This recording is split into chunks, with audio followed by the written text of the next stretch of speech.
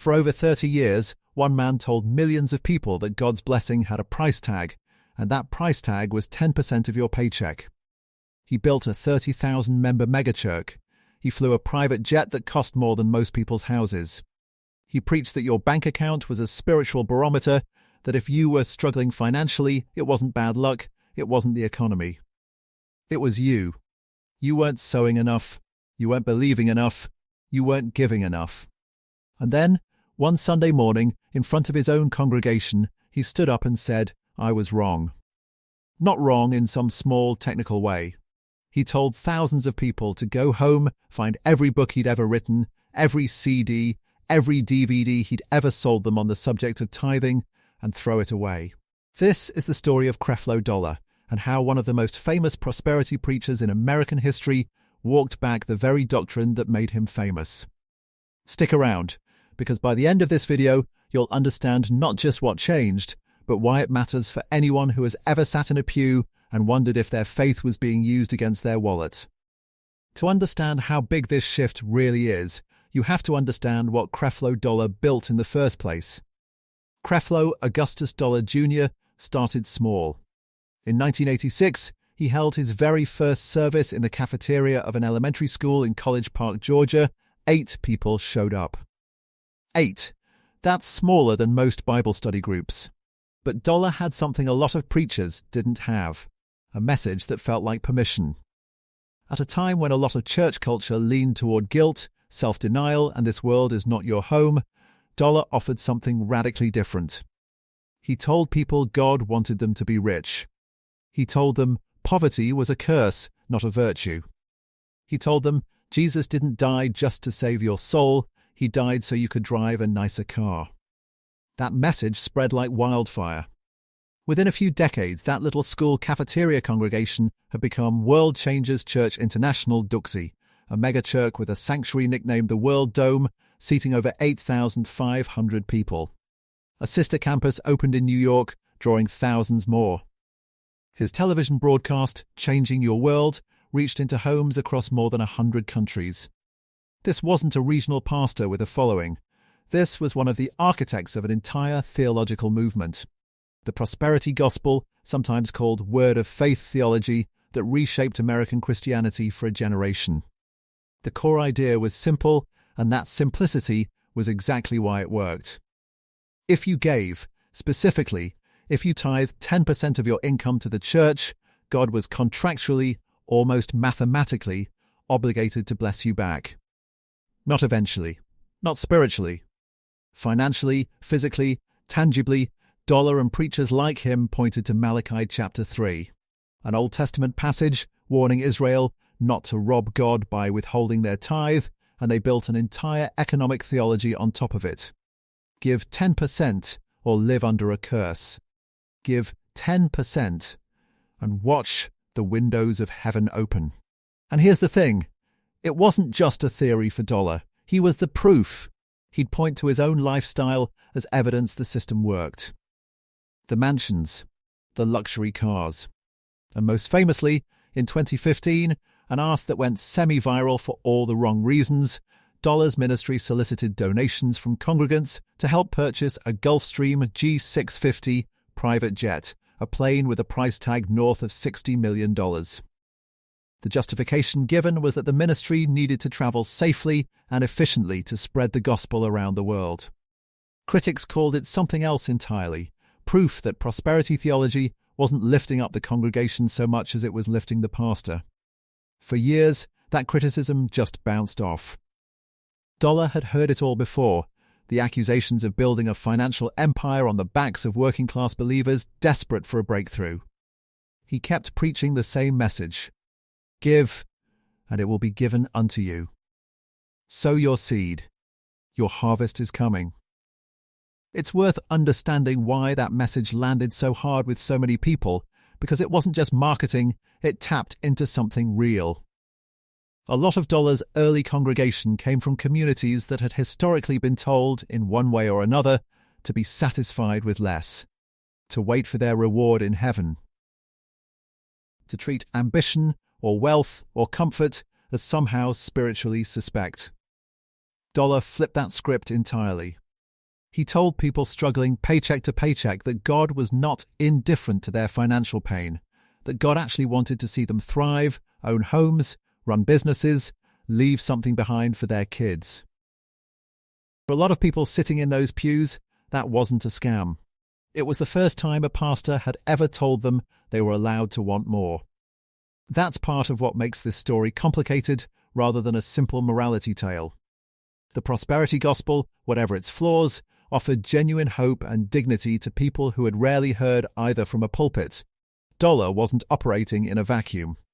He was one voice among a broader word of faith movement that included other prominent televangelists preaching similar principles of faith and financial breakthrough, a movement with roots stretching back through mid-century healing revivalists.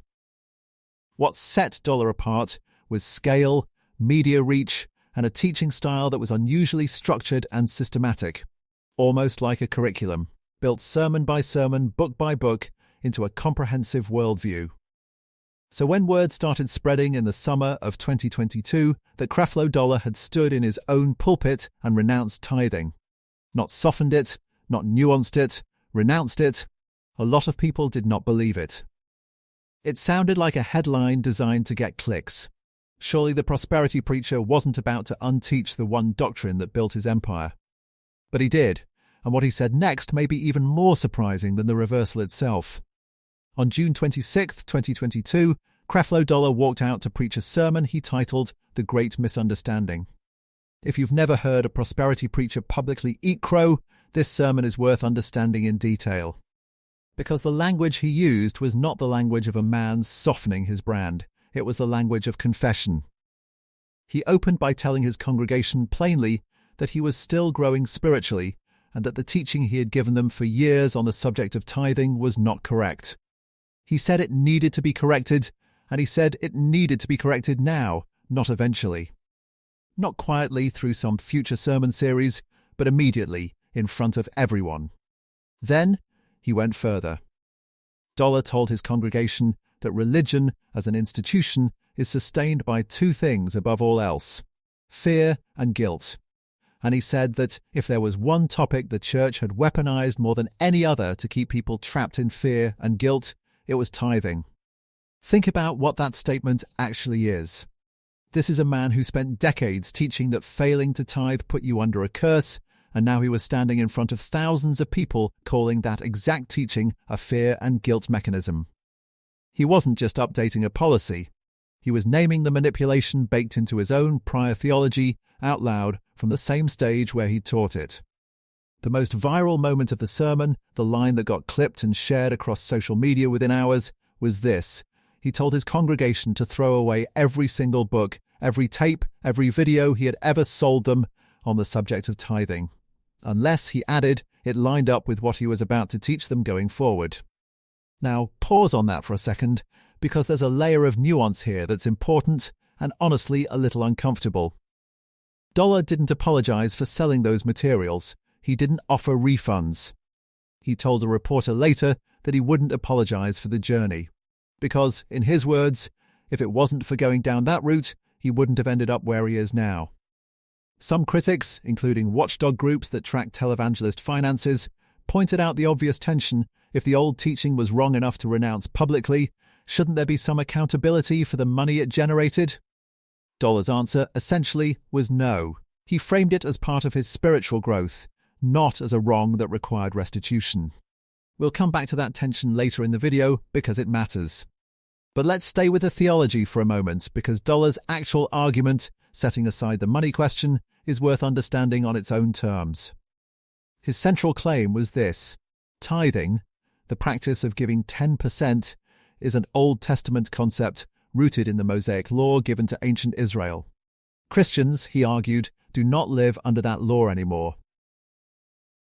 They live, in his words, under the freedom of God's grace described in the New Testament. In a follow-up sermon just a week later, on July 3rd, he made the position even more explicit, telling his congregation, quote, that tithing isn't required or even encouraged for believers in Jesus Christ. Instead of a mandatory 10%, Dollar reframed giving entirely. Giving finances to the church, he said, should be treated as an act of worship the same category as singing or lifting your hands in praise, not a transaction, not a tax, an offering that flows from the heart, not from a rule book. He told people to ask God what they should give rather than defaulting to a fixed percentage pulled from an Old Testament formula. To be fair to Dollar, he wasn't inventing this position out of thin air. There is a real long-running debate inside biblical scholarship about whether New Testament giving is meant to follow the Old Testament tithe at all, or whether it's meant to be entirely voluntary and spirit-led. Some conservative theologians who have spent years critiquing prosperity theology actually found themselves awkwardly agreeing with pieces of what Dollar said, even while remaining skeptical of his motives. One theologian who reviewed the sermon publicly said he appreciated the humility and the careful handling of the biblical text, even as he raised a pointed question: if Dollar really wanted to make this right, why not offer to return money to people who'd been taught under threat of a curse? To give it? That question never really got answered. What we do know is that this sermon didn't stay a one-off moment. It became the opening move in a much larger transformation of the entire ministry. If the tithing reversal was the headline, the deeper shift happening underneath it is arguably more significant, because it's not about money at all. It's about how WCK now teaches people to relate to God. For most of Dollar's career, the underlying engine of his theology, even outside of tithing, was a kind of spiritual formula. Do the right things, in the right amounts, with the right faith, and God is obligated to respond. Fast enough, and breakthrough comes. Pray with enough intensity, and healing comes. Sow enough seed, and the harvest comes. It was a theology of self-effort dressed up in spiritual language. You were still the one pulling the lever. God was the outcome, your discipline was the mechanism. What's happening at WCI now is a doctrinal shift away from that entire framework towards something word of faith and grace-oriented theologians call the finished work of Christ. It's a phrase that shows up constantly in recent WCKI sermon titles and series, and it represents almost a mirror image flip of the old teaching. Here's the core idea. As WCKI now teaches it, believers already possess everything: healing, protection, provision, not because they've earned it through fasting, prayer marathons, or perfect moral behavior, but because of what Jesus already accomplished on the cross. The work is finished. Past tense. Nothing left to add. In this framework, striving doesn't get you closer to blessing, it actually reflects a misunderstanding of what already belongs to you.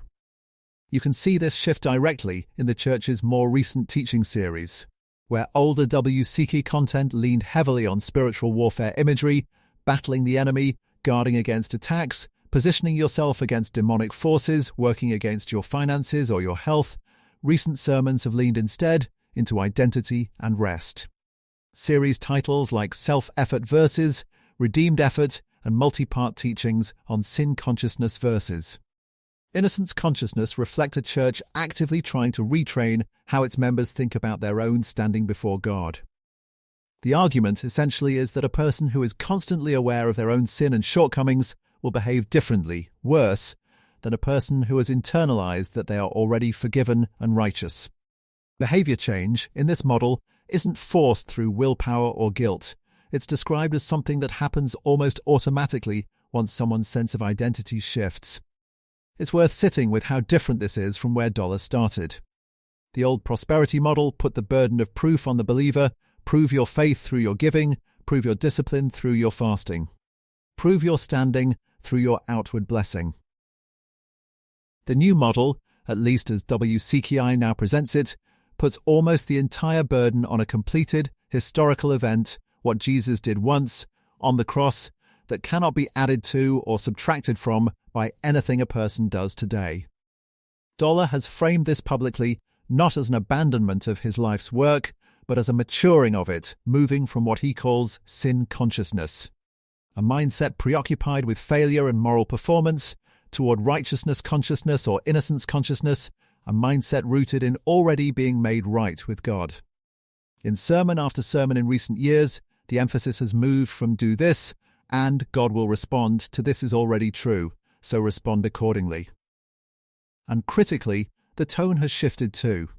Older prosperity gospel messaging, not just from Dollar, but across the movement, often carried an undercurrent of urgency bordering on fear. The enemy is attacking your finances. Guard your household. Don't let the devil steal your breakthrough. Ochi's more recent messaging leans instead into a framework where correction, when it happens, comes from love rather than punishment. The idea that God disciplines the way a parent corrects a child they love, not the way a judge punishes a criminal. Now, skeptics, and there are plenty, will point out that grace sermons can still function as a business model. A softer, gentler, more affirming message is frankly an easier sell in 2026 than fire and brimstone financial ultimatums. Prosperity gospel critics have spent years pointing out that megachurch messaging tends to track cultural trends as much as it tracks scripture. Whether this shift is a genuine theological conviction, a response to decades of criticism, or a savvy rebrand for a new generation of churchgoers who are allergic to guilt-based messaging, probably depends on who you ask. We'll get into that debate shortly. But it's worth pausing on just how practically different a Sunday at WCKI looks now compared to a decade ago. Because the shift isn't just semantic, it changes what members are actually asked to do. In the old model, a typical service might have built toward an altar call structured around action: sow this seed today, fast for these 3 days. Confess this specific declaration over your finances every morning. The spiritual life was, in a very real sense, task-based. You had homework, and your outcomes were framed as a direct reflection of how well you did that homework, which, uncomfortably, also meant that unanswered prayers or ongoing struggles could get quietly reframed as a personal failure of faith or effort. The newer framework tries to remove that pressure valve entirely. Instead of homework, the emphasis is on already accomplished status. Members are taught to approach setbacks not by asking what am I doing wrong, but by asking what do I already have that I'm not yet seeing. It's a subtle shift, but it changes the emotional posture of the entire congregation, from anxious performance to, at least in theory, settled confidence. Supporters of this shift describe it as finally removing a kind of spiritual burnout that had built up over years of formula-based faith. Whether it fully succeeds in doing that, or simply trades one set of pressures for another, is very much up for debate, but the intention behind the change is clear even to outside observers. It's worth stepping back and looking at the timeline here, because the scale of this shift only really makes sense in context.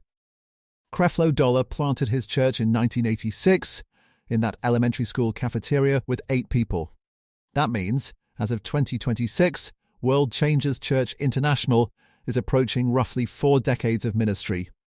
4 decades that started with a message built almost entirely on financial breakthrough theology and are now defined by messaging built around grace, identity, and rest. That's not a minor tweak partway through a pastor's career. That's a founder essentially rebuilding the theological foundation of the institution he spent his whole life constructing in public, in front of the very people who built that institution with him, week after week, tithe check after tithe check. Dollar's own broadcast ministry reflects the shift too. His long-running program shifted its framing over the past decade toward what he now openly calls the gospel of grace, and recent sermon series and live streams from CCI consistently foreground themes of identity, righteousness, and rest over the financial breakthrough language that once defined his brand. Even the language his ministry uses to describe itself has changed. Less sow your seed for your harvest, more understand grace, empower change. Whether or not there's a formal named anniversary campaign wrapped around this, and coverage on that specific point is thin, the substance of the change isn't in question. Independent reporting, theological commentary, and WCKI's own sermon archive all point in the same direction. A ministry that spent its first few decades known primarily for teaching that faith produces wealth, and is spending its most recent chapter trying to be known instead for teaching that grace produces freedom. That's a genuinely rare thing to watch happen in real time with a public figure this prominent. Most preachers who build an empire on a specific theological brand don't publicly dismantle the foundation of that brand while they're still standing on it. Dollar did, at least according to his own sermons, and according to how his ministry's public teaching has visibly evolved. Now, no story like this is complete without sitting honestly with the skepticism, because there's plenty of it, and it deserves airtime. Watchdog organizations that track televangelist finances didn't celebrate this reversal the way some in the media did. Groups that had spent years scrutinizing Dollar's ministry for financial transparency pointed out an obvious contradiction. Dollar renounced the teaching, but not the wealth it produced. He kept the properties. He kept the aircraft. There was no public offer to refund tithes given under a doctrine he now says was built on fear and guilt. One Watchdog reviewer put it bluntly, if Dollar truly believed his prior teaching had harmed people, the credible next step would have been financial accountability, not just a changed sermon topic.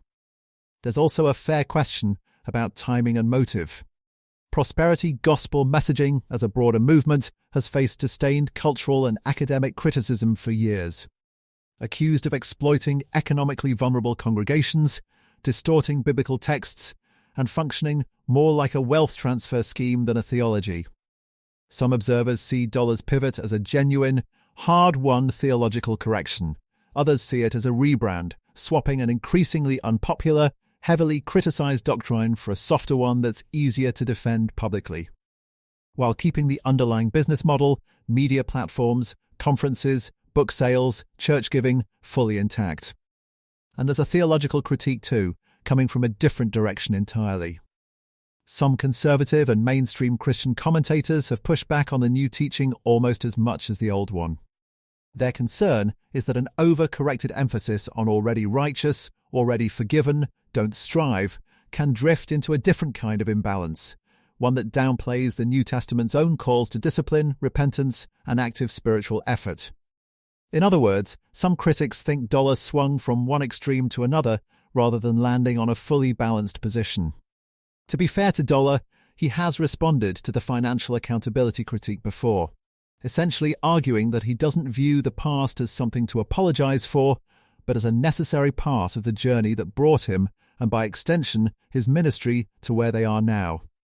Whether you find that a satisfying answer probably depends on how much weight you put on institutional accountability versus personal spiritual narrative. What's not really in dispute, though, is the sheer scale of what changed. This isn't a minor doctrinal footnote. A man who spent over 3 decades as one of the most recognized faces of prosperity theology in America stood in his own pulpit and told tens of thousands of people that the central financial teaching of his ministry was wrong. That happened. It's documented on video in his own words. What people do with that fact, whether they see redemption, rebrand, or something in between, is really the more interesting question this story leaves open. So where does that leave things? Creflo Dollar spent the first half of his ministry teaching that God's blessing could be unlocked with a formula: give this much, believe this hard, and the windows of heaven open. He built an empire on that formula. And then, in front of the very congregation that formula built, he stood up and called it a misunderstanding. What replaced it is a theology built less on transaction and more on identity. The idea that everything a believer needs was already secured, finished, on the cross, and that trying to earn it all over again misses the point entirely. Whether you see that as a genuine spiritual awakening, a long overdue correction, or a rebrand dressed in grace, one thing is hard to deny. This is one of the most public theological reversals by a major American televangelist in recent memory. And it raises a question worth sitting with long after this video ends. How many other teachings, in any church, from any pulpit, are we accepting simply because they were said with enough confidence rather than because they were actually true? If this video helped you understand this story more clearly, let me know in the comments what you think, genuine change or good marketing. And if you want more deep dives like this one, breaking down the theology and the controversy behind the biggest names in modern faith movements, subscribe, because there's a lot more of this coming. Thanks for watching. I'll see you in the next one.